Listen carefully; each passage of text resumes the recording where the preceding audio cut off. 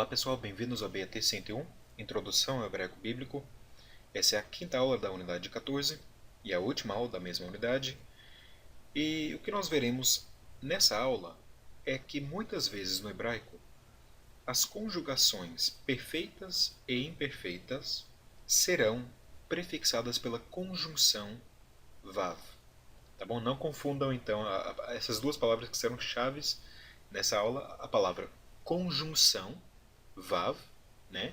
No português nós temos várias conjunções e, mas, porém e várias outras assim.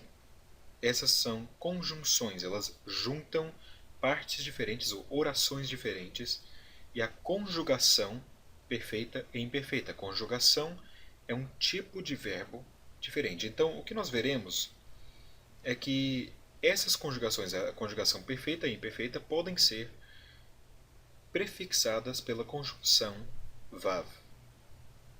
Mas antes de começar nisso, vamos fazer uma revisão das conjugações. Primeiro, a conjugação perfeita nós sabemos que mostra uma ação completa. Normalmente a conjugação perfeita será traduzida ao português no passado, no pretérito, tá bom? A conjugação imperfeita no hebraico mostra então uma ação incompleta e também normalmente será traduzida não no presente, mas no futuro, tá bom? Agora, vamos aprender então o que é chamado de imperfeito consecutivo no hebraico.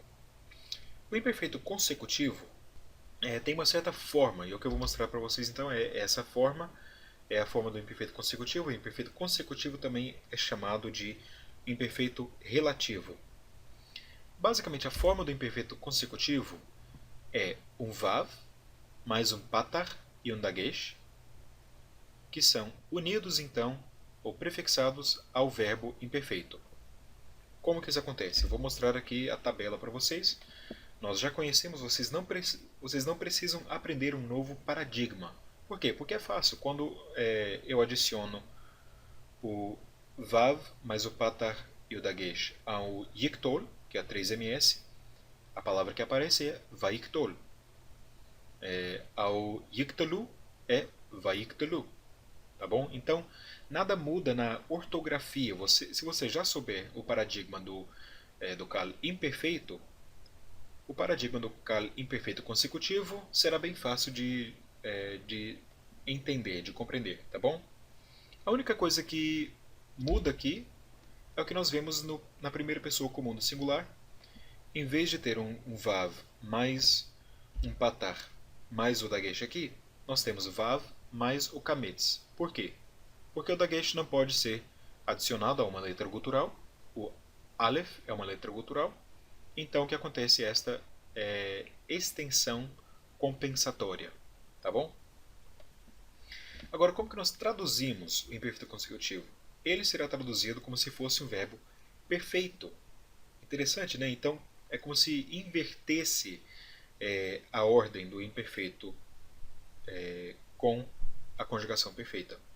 Agora, na verdade, isso é um pouco mais... A conjugação imperfeita consecutiva é um pouco mais complexa do que apenas um verbo perfeito. Mas, por enquanto, isso servirá para nos guiar na hora de tradução. Trate a conjugação imperfeita consecutiva como se fosse realmente uma outra conjugação, uma terceira conjugação além do imperfeito e além do perfeito, tá bom? Mas que é traduzido muito semelhantemente à maneira que nós traduzimos então o verbo perfeito, a conjugação perfeita. Agora, com os verbos lamed he, o re final ou o segol re desaparecerá. Como que isso acontece então? Bom, por exemplo, no caso yivne, quando eu adiciono o vav patar dagesh ao yivne, a palavra que aparece é vayiven, tá bom? Nós já conhecemos esse fenômeno aqui, nós estudamos isso na unidade 13, é chamado de apócope, né?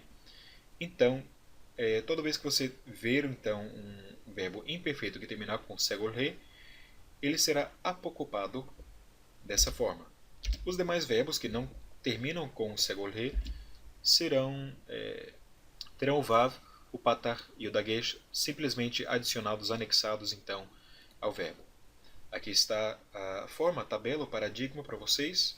Vocês notarão que existem apenas dois verbos aqui no imperfeito consecutivo de verbos lamed he que realmente terminam com segol he. São os verbos da primeira pessoa. Então, va-egle e va-nigle. Esses dois ainda mantêm o segol he, mas os outros três demais são apocopados. Então, em vez de ter vayigle, nós temos vayigel. Em vez de ter vatigle, nós temos vatigel. Tá bom? E os demais todos têm os seus sufixos normais. Bom, esse então é o imperfeito consecutivo, mas existe também o que nós chamamos de imperfeito conjuntivo. O imperfeito pode também aparecer apenas com a conjunção vav. Quando nós temos então essa conjunção, nós chamamos esse tipo de imperfeito o imperfeito conjuntivo. Por quê? Porque ele é traduzido como se fosse o verbo imperfeito mais a conjunção e.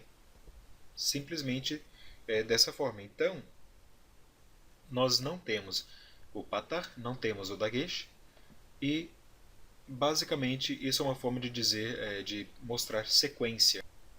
Agora, então, como que eu vou distinguir o imperfeito consecutivo e o imperfeito conjuntivo? Vamos ver alguns exemplos aqui e vamos ver como que eles são, como que eles aparecerão no texto em hebraico e como que nós vamos traduzir esses verbos. Bom, aqui está Gênesis 10, versículo 11, ou uma parte desse versículo. Min haaretz hahi yatsa ashur vayiven et ninve. Bom, min é o que? De. Haaretz é o que? Da terra, né? Então, da terra, hahi. Hahi é o que? O pronome demonstrativo, longe, ou o pronome demonstrativo de distância. Então, daquela terra, Yatzá, Yatzá, nós já conhecemos esse verbo, significa ele sai, né? Ashur, Ashur significa Síria, então daquela terra ele saiu para a Síria. Normalmente nós teríamos aqui uma preposição, né, dizendo para, mas nesse caso não temos, simplesmente traduzimos o texto como daquela terra ele saiu a Assíria. Vayiven, nós já conhecemos o verbo baná, né? Baná significa construir. E notem aqui que Vayiven então está no imperfeito consecutivo e não conjuntivo. Por quê? Bom, primeiro porque tem um patar, segundo porque tem um dagesh, tá bom? E é claro o vav aqui. Mas o patar e o dagesh vão distinguir o imperfeito consecutivo do imperfeito conjuntivo, que não tem nem um patar nem um dagesh, tem apenas o vav mais o shevá, tá bom? Então, se é um imperfeito consecutivo, o vav consecutivo aqui, nós vamos traduzir isso como se fosse um verbo perfeito. Então, como que nós traduzimos isso? Daquela terra, ele saiu à Síria e construiu Nínive. Em vez de dizer e construirá, que seria como nós traduziríamos o imperfeito conjuntivo, nós traduzimos isso como a conjunção e mais um verbo perfeito. E ele construiu no passado. Foi uma ação completa, tá bom? Agora, o Salmo 37, versículo 29, tem essa frase aqui.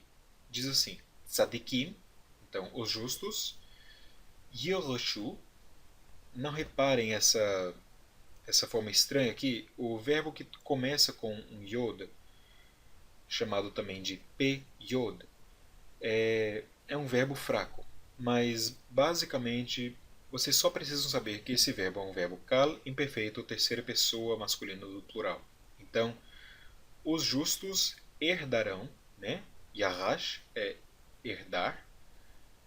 Os justos herdarão a terra, tá bom? Vayishkanu, então, Vayishkanu é um imperfeito conjuntivo. Nós vamos traduzir isso como se fosse apenas o verbo imperfeito, então no futuro mesmo, mais a conjunção e. Então, os justos herdarão a terra e habitarão. Shachan, né, é aquele verbo que nós já conhecemos para morar ou habitar. Então, um vav conjuntivo. Os justos herdarão a terra e habitarão La'ad, isso é basicamente uma gíria para dizer para sempre, Aleha, sobre ela. Então os justos herdarão a terra e habitarão para sempre nela. Tá bom? É assim então que se traduz o vav conjuntivo, basicamente como se fosse um imperfeito mais a conjunção e. É assim que se traduz o vav consecutivo, como se fosse a conjugação perfeita. Vamos então ver agora o perfeito consecutivo. O perfeito consecutivo, na sua forma, não vai mudar muito. Nós vemos aqui, não existe um patar, não existe um dagesh, tá bom? É basicamente a mesma forma do perfeito que nós já conhecemos, adicionando um vav mais um sheva. Até parece com o imperfeito conjuntivo. E a única coisa que muda então é que os acentos podem mudar de lugar, tá bom? E nesses dois casos aqui, esses dois verbos começam com um sheva, então vav sheva mais uma consoante com sheva não funciona. Em vez disso, o vav sheva se tornará em shurek. Então vkataltem vira uktaltem e vkatalten vira uktalten, tá bom? E traduzimos então o verbo perfeito consecutivo como se fosse um verbo imperfeito. Mais uma vez, isso é uma simplificação. Mas eu acho que por enquanto basta para nós para continuar, para dar seguimento no curso, tá bom? Agora, como que então você vai distinguir o perfeito conjuntivo e o consecutivo? Na verdade, ele não pode ser diferenciado do perfeito com a conjunção vav, a não ser pelo contexto. Então, o perfeito conjuntivo e o perfeito consecutivo basicamente serão distinguidos apenas pelo contexto. O resto é adivinhação e achismos mesmo. Mas não é sempre assim. Eu vou mostrar uns exemplos aqui para vocês, porque quando eu digo que o resto é adivinhação, parece assim, então é difícil. Eu nunca vou conseguir distinguir o conjuntivo de um consecutivo na conjunção perfeita. Mas não é tão difícil assim. Olha só. Em Oséias 1, versículo 5, nós temos essa frase aqui que diz assim: Vahaya e será. Por que eu estou traduzindo e será no futuro? Bom, porque eu acho, e você vai ver por quê, eu acho que isso aqui é um perfeito consecutivo e não um perfeito conjuntivo, tá bom? Então, e será naquele dia, Bayom Hahu, Bayom é no dia, né? Hahu, aquele. Seria difícil dizer e foi naquele dia. Nesse caso aqui, por quê? Porque eu já sei que isso aqui é uma profecia, eu sei que aquele dia no hebraico é um dia futuro, né? Você verá essa fórmula aparecendo em vários profetas, menores e maiores, no hebraico, aquele dia. Aquele dia é o quê? É o dia do Senhor, né? Então, e será naquele dia, Vushavalti, que eu quebrarei, et keshet Yisrael. Então, que eu quebrarei o quê? O arco Keshet é arco, o arco de Israel. Então, nesse caso, é um vav consecutivo. Como que eu sei que essa tradução aqui de Vushavalti e Vahaya são ações futuras ou ações consecutivas e não conjuntivas? Basicamente por causa dessa frase aqui, Bayom Hahu, aquele dia. A alternativa seria traduzir isso da seguinte forma: E foi naquele dia que eu quebrei o arco de Israel. Agora, se nós olhamos no contexto de Oséias 1, não existe nenhuma menção a um dia passado. Existe apenas uma menção de um dia futuro no qual Deus quebrará esse arco de Israel, no vale de Israel, tá bom? Então, nesse caso, por causa do contexto, eu vou traduzir esse vav aqui como um vav consecutivo, ou esse perfeito como um perfeito consecutivo e não conjuntivo. Agora, em Jeremias 22, versículo 15, eu tenho uma outra frase. A frase aparece assim: Avicha, avicha é o quê? Teu pai, né? Hallo, agora lo eu já conheço, significa não. Ha é aquela partícula interrogativa, então teu pai não come ahal, vushatá, e bebe. É apenas isso. Então, nesse caso, eu vou traduzir esse verbo aqui como um perfeito normal, né? Por acaso o teu pai não comeu e não bebeu, ou por acaso o teu pai não come e não bebe? Por que eu vou traduzir dessa forma? Bom, porque aqui eu tenho um perfeito e aqui eu tenho um vav mais um perfeito. Como que eu vou saber que esse vav mais o perfeito aqui é conjuntivo? Bom, porque comer e beber normalmente são ações que ocorrem juntas, é uma ação conjunta, né? Então, por causa disso, eu vou traduzir chatá da mesma forma que eu traduzi ahal. Se eu traduzir ahal como ele come, presente, ou ele comeu, no passado, eu vou traduzir também chatá da mesma forma, ou no presente ou no passado. O contexto realmente será chave na hora da tradução, e isso vale para muitas coisas na língua hebraica. Mas isso não quer dizer que a tradução será impossível porque é apenas contextual. Não, eu acho que na verdade, mesmo para aquele que ainda está aprendendo a língua, vocês e até eu, é fácil distinguir essas coisas diferentes através do contexto, basicamente porque o contexto realmente é claro em qualquer língua. As línguas tentam ser claras, né? Porque pela língua você está tentando comunicar alguma coisa. Se houver muita ambiguidade, você não poderá comunicar nada. Então, nesse caso, realmente, o contexto sempre te dirá se é um perfeito conjuntivo ou um perfeito consecutivo, mesmo que a forma dos dois é a forma igual. Bom, pessoal, por enquanto é só isso.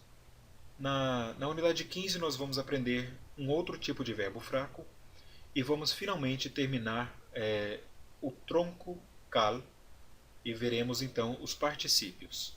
Tá bom? Até a próxima unidade então. Shalom.